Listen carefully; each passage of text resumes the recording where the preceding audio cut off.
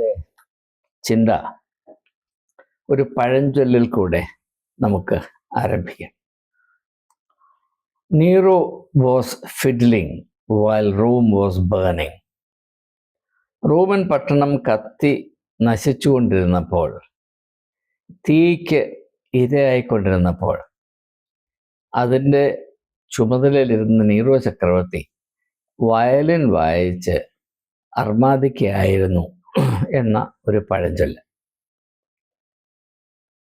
Nero was fiddling while Rome was burning. ഈ പഴഞ്ചൊല്ല് ലോകത്തെമ്പാടും പ്രസിദ്ധമാണ്, ജനപ്രീതി ആർജിച്ചതാണ്. കാരണം മനുഷ്യൻ്റെ സ്വഭാവത്തോടും വിവിധ ജനങ്ങളുടെ അവസ്ഥകളോടും ഇത് വളരെ അടുത്ത് നിൽക്കുന്നു എന്നതുകൊണ്ടാണ്. പ്രസക്തിയാണല്ലോ പ്രശസ്തിയുടെ ഒരു വലിയ മാനദണ്ഡം. അതുകൊണ്ട് നൂറ്റാണ്ടുകളായി ഈ ഒരു ആപ്തവാക്യം ജനങ്ങളുടെ മനസ്സിൽ, വിഭാവനയിൽ, ഭാഷയിൽ ഇടം പിടിച്ചിരിക്കുന്നു. ഇത് നമ്മുടെ അവസ്ഥയുമായിട്ട് എപ്രകാരമാണ് ഇപ്പോൾ യോജിച്ച് നിൽക്കുന്നത് എന്ന ഒരു ചെറിയ ചിന്ത മാത്രമാണ് ഈ വീഡിയോയിൽ ഉൾക്കൊള്ളിച്ചിരിക്കുന്നത്. ഇപ്പോൾ കേരളത്തിൽ മലയാളിയുടെ അവസ്ഥ എന്താണ്? എല്ലാ ദിവസവും കഴിഞ്ഞ ഏതാണ്ട് ഒരു ആഴ്ചയിൽ കൂടുതലായി വളരെ താല്പര്യത്തോടെ, ദാഹത്തോടെ, വിശപ്പോടെ മലയാളി അവൻ്റെ ടെലിവിഷൻ സെറ്റ് ഓൺ ആക്കുന്നത് കേരള ജനതയുടെ മുൻപിൽ അവതരിപ്പിക്കപ്പെട്ട ഒരു വോയിസ് റെക്കോർഡിംഗ്, ഓഡിയോ റെക്കോർഡിംഗ്. അതിലൊരു സ്ത്രീ വന്ന സ്ത്രീയുടെ ശബ്ദത്തിൽ കൂടെ അവളൊരു യുവ രാഷ്ട്രീയ നേതാവിനോട് നടത്തുന്ന സംഭാഷണത്തിൽ കൂടെ പരോക്ഷമായി ഗർഭം ധരിച്ചിരിക്കുന്നു. അത് സംബന്ധമായ കാര്യങ്ങളാണ്. ആ സ്ത്രീ ആരാണെന്നോ അതിൻ്റെ വസ്തുതാപരമായ സ്ഥിതി എന്താണെന്ന് നമുക്കൊന്നും അറിയില്ല. നമുക്ക് ഇത്രമാത്രം അറിയാം, ശബ്ദത്തിനിതാ ഗർഭം ഉണ്ടായിരിക്കുന്നു. കേരള ചരിത്രത്തിൽ ആദ്യമായിട്ടാണ് ശബ്ദം ഗർഭം ധരിക്കുന്നത്. വ്യക്തിയില്ലാതെ ശബ്ദമായി മാത്രം ഗർഭം ധരിച്ച് കേരളത്തിൻ്റെ മനസാക്ഷിയുടെ മുമ്പിൽ അവതരിക്കപ്പെടുന്ന ആദ്യത്തെ വ്യക്തിത്വമാണ് നമുക്ക് പേരോ മുഖമോ ഒന്നും അറിയാൻ വയ്യാത്ത ഈ ഒരു അശരീരി, മിസ് അശരീരി. ഇതാണ് ഇന്ന് മലയാളിയുടെ ഏറ്റവും വലിയ ചിന്തയും എല്ലാ മലയാളികളുടെയും ശ്രദ്ധ കേന്ദ്രീകരിച്ചിരിക്കുന്ന കേന്ദ്ര ബിന്ദുവാണ്. എന്നാൽ അതേസമയം തന്നെ ഭാരതത്തിൻ്റെ ആകമാനം ഭാവിയെ, ഇവിടുത്തെ രാഷ്ട്രീയമായ സ്ഥിതി വിശേഷത്തെ, ഇവിടെയുള്ള എല്ലാ ജനങ്ങളുടെയും മൗലിക അവകാശത്തെ കാര്യമായി ബാധിക്കുന്ന വളരെ വളരെ വളരെയധികം പ്രാധാന്യം അർഹിക്കുന്നൊരു പ്രശ്നം ഭാരതത്തെ ഇപ്പോൾ കാർന്ന് തിന്നുകൊണ്ടിരിക്കുകയാണ്.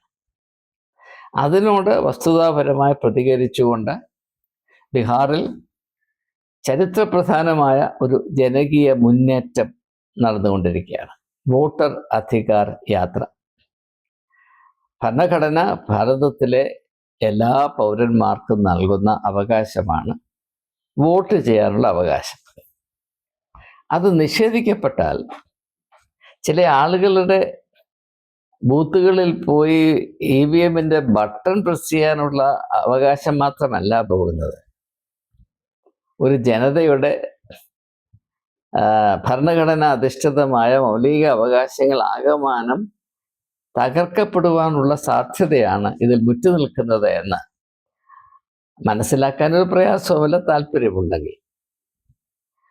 കേരളത്തിൽ ഏതെങ്കിലും ചാനലോ ഏതെങ്കിലും വ്യക്തികളോ ബീഹാറിൽ ഇപ്പോൾ നടന്നുകൊണ്ടിരിക്കുന്ന ഈ ചരിത്രപ്രധാനമായ യാത്രയെ അത് അർഹിക്കുന്ന പ്രാധാന്യത്തിൽ പരിഗണിക്കുകയോ അതിൽ കൂടെ വെളിപ്പെട്ടു വരുന്ന രാഷ്ട്രീയമായ അവസ്ഥകളെ പറ്റി മനസ്സിലാക്കാൻ താല്പര്യം കാണിക്കുകയോ ചെയ്തതായി നിങ്ങൾ ശ്രദ്ധയിൽപ്പെട്ടിട്ടുണ്ട്.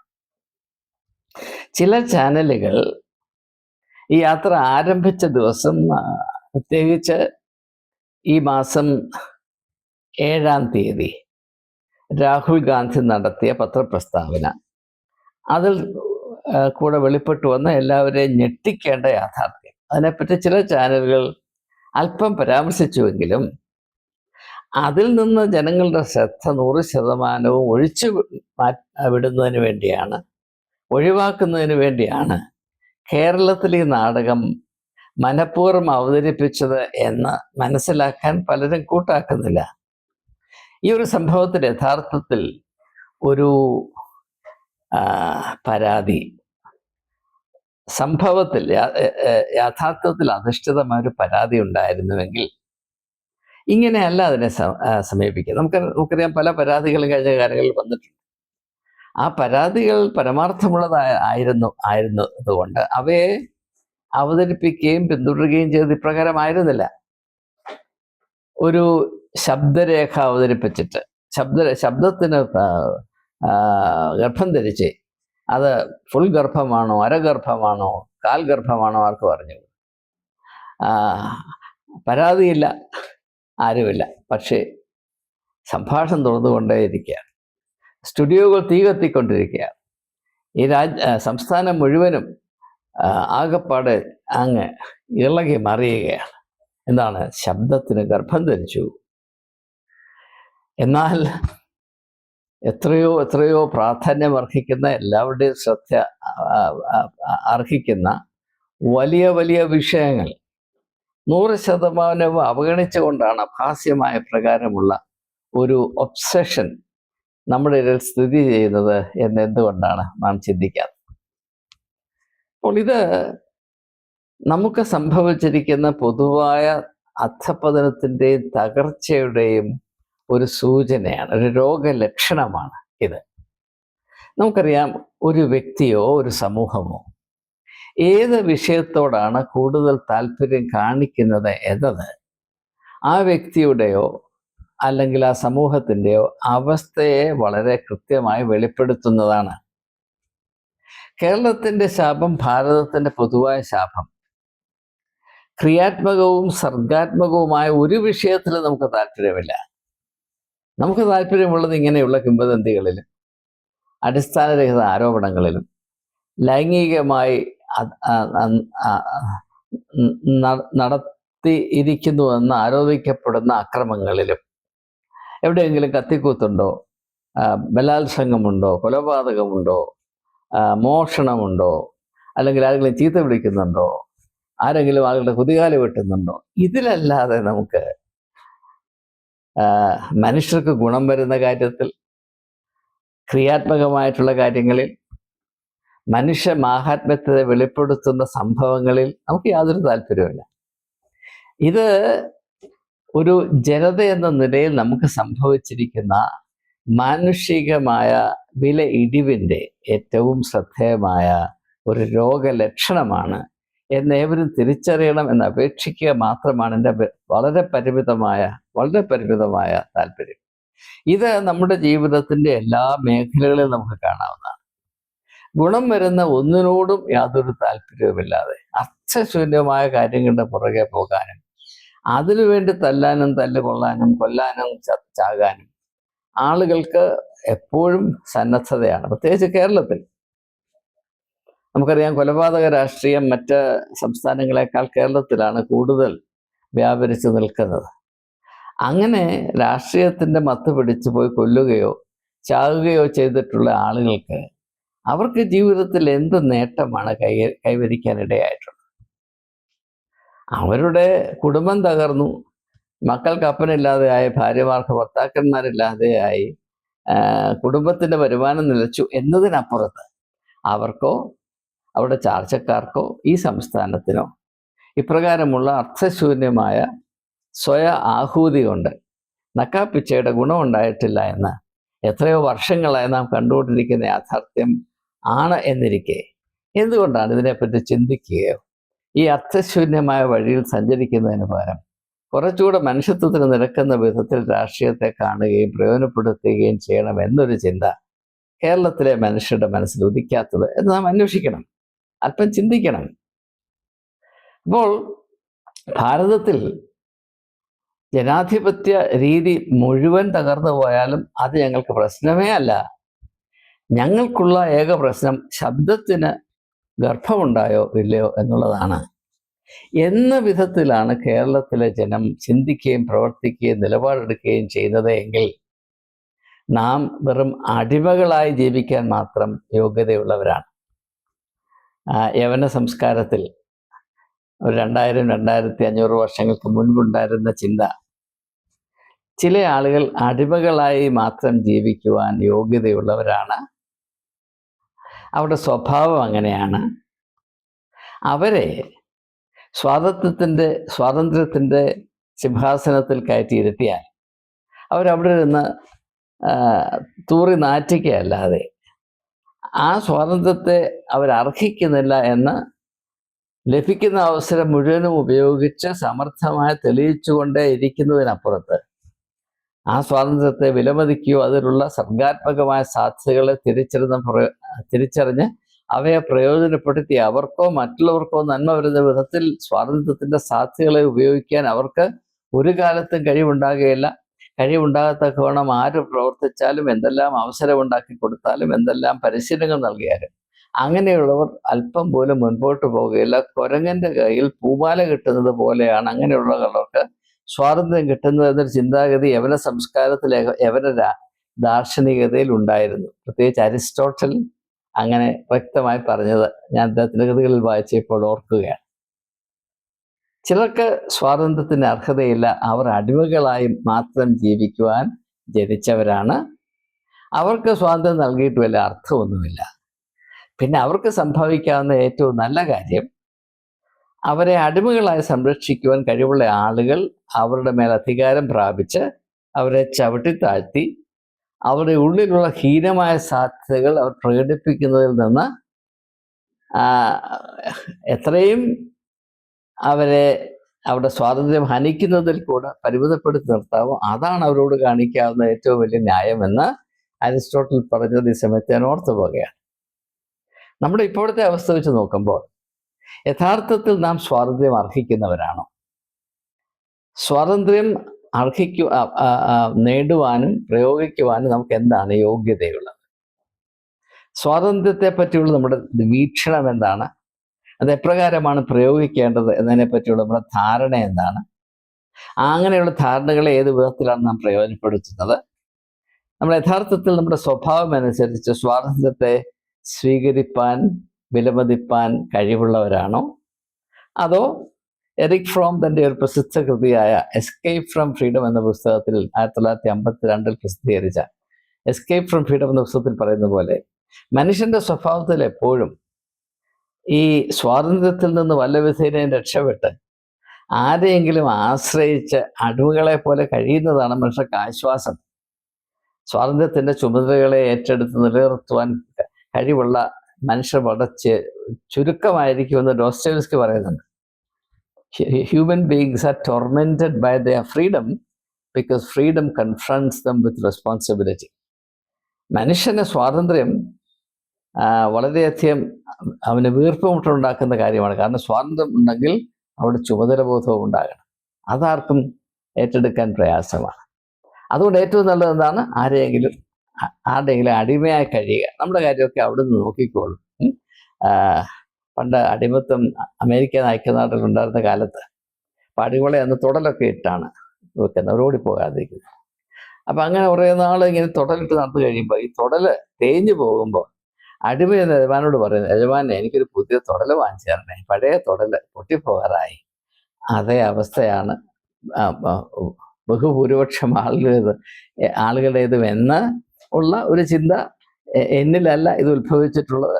ചിന്തിക്കുന്നവർക്കും ചരിത്രബോധമുള്ളവർക്കും യാഥാർത്ഥ്യബോധമുള്ളവർക്കും ഇത് തിരിച്ചറിയാവുന്ന കാര്യം തന്നെയാണ്. അതുകൊണ്ട് വാസ്തവത്തിൽ ഇന്ന് നമ്മുടെ ഇടയിൽ ഉണ്ടാകേണ്ട ഏറ്റവും വലിയ ഒരു പ്രസ്ഥാനം അല്ലെങ്കിൽ ഒരു ജനകീയ മുന്നേറ്റം എന്താണെന്ന് ചോദിച്ചാൽ, ഇപ്പം കേരളത്തിലാണെങ്കിൽ കേരളീയർ, അല്ലെങ്കിൽ ഭാരതത്തിലാണെങ്കിൽ ഭാരതീയർ, നമുക്ക് യഥാർത്ഥത്തിൽ സ്വാതന്ത്ര്യം കൈകാര്യം ചെയ്യാനുള്ള പക്വതയുണ്ടോ? ഇല്ല എങ്കിൽ അത് പ്രാപിക്കത്തക്കവണ്ണം എങ്ങനെയാണ് ഒരു ജനതയെ പരിശീലിപ്പിക്കേണ്ടത്? അത് വിദ്യാഭ്യാസത്തിൽ കൊണ്ട് സംഭവിക്കേണ്ടതാണ് വാസ്തവത്തിൽ. ഒരു ജനതയ്ക്ക് വിദ്യാഭ്യാസം കൊടുത്തു, അല്ലെങ്കിൽ ഒരു വ്യക്തിക്കോ ഒരു സമൂഹത്തിനോ വിദ്യാഭ്യാസം ലഭിച്ചു എന്നതിൽ കൂടെ ഉണ്ടാകേണ്ട ഒരു പ്രധാനപ്പെട്ട ഗുണവിശേഷമാണ് സ്വാതന്ത്ര്യം എന്നാൽ എന്താണെന്നും അതിൽ അന്തർലീനമായിരിക്കുന്ന ചുമതലബോധം എന്തായിരിക്കണമെന്നും തിരിച്ചറിയുകയും അതിനനുസരിച്ച് ജീവിക്കത്തക്കവണ്ണം അവരുടെ വ്യക്തിത്വത്തെ വളർത്തിയെടുക്കുവാനുള്ള പ്രചോദനവും അവസരവും താരിപ്പും പ്രാപിക്കുകയും എന്നുള്ളതാണ് വിദ്യാഭ്യാസത്തിൻ്റെ ഒരു പ്രത്യേക ലക്ഷ്യമെന്ന് എഡ്യൂക്കേഷൻ ആൻഡ് ഡെമോക്രസി എന്ന പുസ്തകത്തിൽ അമേരിക്കൻ ഫിലോസഫറായ ജോൺ ഡ്യൂവി DEWEY അതുകൊണ്ട് നമ്മുടെ നെറ്റിൽ നിന്ന് കിട്ടാവുന്ന, നമ്മുടെ സ്പെല്ലിംഗ് കൂടെ പറയുന്നത് John dewy DEWEY democracy and education എന്ന പുസ്തകം. അത് വാസ്തവത്തിൽ വായിക്കേണ്ട പുസ്തകം തന്നെയാണ്. അപ്പോൾ ഞാൻ പറഞ്ഞു വന്നത്, നാം വാസ്തവത്തിൽ സ്വാതന്ത്ര്യത്തിൻ്റെ അർത്ഥം തിരിച്ചറിയാൻ താല്പര്യമുള്ളവരോ അത് പ്രദാനം ചെയ്യുന്ന അല്ലെങ്കിൽ അത് ജനിപ്പിക്കുന്ന ചുമതല ബോധത്തെ സ്വീകരിക്കാൻ മനസ്സുള്ളവരോ അല്ല. നാം ഇങ്ങനെയുള്ള ഇക്ലിപ്പ് കഥകൾ കേൾക്കണം, പിന്നെ വല്ലവരുടെയും ആനുകൂല്യം കിട്ടിയെങ്കിലായി, ഈ സംസ്ഥാനം എന്തായിത്തീരണം, ഈ സംസ്ഥാനം അധപ്പതനത്തിൻ്റെ വക്കിലാണോ, അതൊന്നും നമുക്ക് പ്രശ്നമല്ല. നമ്മുടെ പൗരാവകാശങ്ങൾ ധ്വംസിക്കപ്പെടാൻ പോകുന്നു, പ്രശ്നമല്ല. ഇവിടുത്തെ ജനാധികാര വ്യവസ്ഥിതി അപകടത്തിലാണോ, പ്രശ്നമല്ല.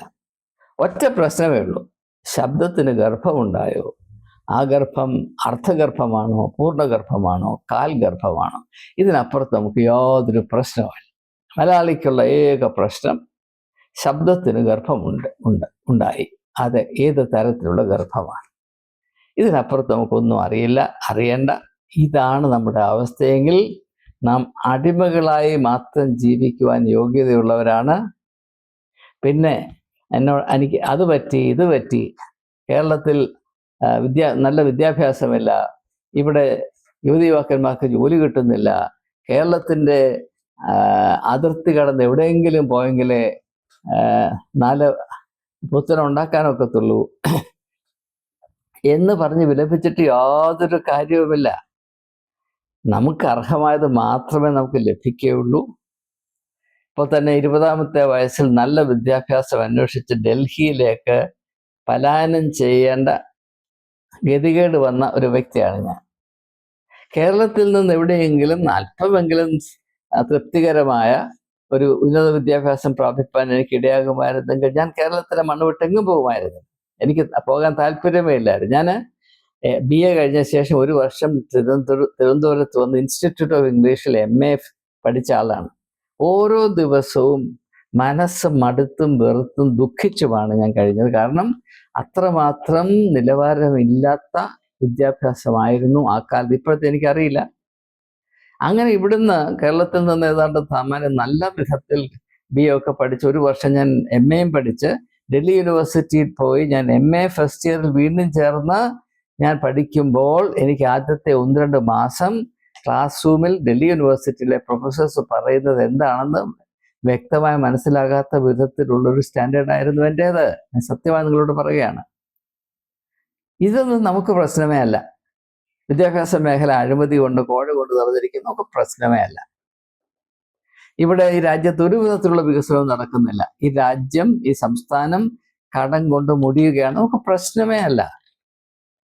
ഇവിടെ മനുഷ്യനും തമ്മിലുള്ള ബന്ധത്തിൽ വിഷം വർദ്ധിച്ചു വരികയാണ്, പ്രശ്നമേ അല്ല. ശബ്ദത്തിന് ഗർഭമുണ്ടായോ, പ്രശ്നം, അതാണ് പ്രശ്നം. അത് കഴിഞ്ഞിട്ട് മതി ബാക്കി കാര്യം. അപ്പോൾ Nero was fiddling while Rome was burning. ഈ രാജ്യം മുഴുവനും കത്തി നശിച്ചുകൊണ്ടിരിക്കുമ്പോൾ മലയാളി ഈ പാട്ട് പാടുകയാണ്. എന്താണ്? ശബ്ദത്തിന് ഗർഭം ധരിച്ചോ, സർപ്പത്തിന് ഗർഭം ധരിച്ചോ, അതിങ്ങനെ പാടിക്കൊണ്ടിരിക്കുകയാണ് മലയാളി. അയ്യേ, നാണക്കേട്. ഇതെന്നാ മനസ്സിലാക്കുന്നത്, എന്നാ ബോധം ഉണ്ടാകുന്നത്? ദയവായി സൂര്യൻ അസ്തമിക്കാറായി കേട്ടോ, ഉണരണം, കണ്ണ് തുറക്കണം, അത്രയേ ഉള്ളൂ.